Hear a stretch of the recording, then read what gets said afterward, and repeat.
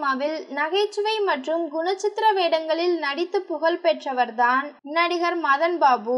இவர் நடிகர் விஜயின் பூவே உனக்காக, ஃப்ரெண்ட்ஸ், கண்ணுக்குள் நிலவு, யூத், நடிகர் அஜித் குமாரின் வில்லன், கமலஹாசனின் பம்மல் கே சம்பந்தம், வசூல் ராஜா MBBS உட்பட 100 திரைப்படங்களில் நடித்துள்ளார். தனது வித்தியாசமான சிரிப்பால் மக்கள் மனதில் நீங்கா இடம் பிடித்த இவர் சினிமா நடிகர் மட்டுமின்றி தொலைக்காட்சி நிகழ்ச்சிகளிலும் பங்கெடுத்து வந்தார். நிகழ்ச்சி தொகுப்பாளர், நிகழ்ச்சி நடுவர் உள்ளிட்ட பணிகளையும் செய்தார். இந்த நிலையில் நடிகர் மதன் பாபுவுக்கு தற்போது 71 வயதாகிறது.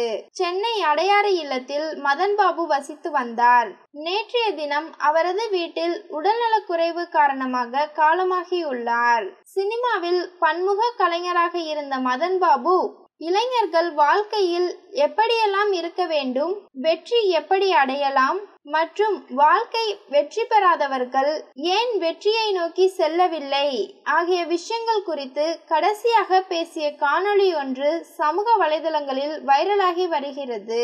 இறப்பதற்கு முன்னர் மதன் பாபு பேசிய கடைசி காணொளி என்பதால் இணையவாசிகள் ஆர்வமாக காணொளியை பார்த்து கருத்துக்களை பகிர்ந்து வருகிறார்கள்.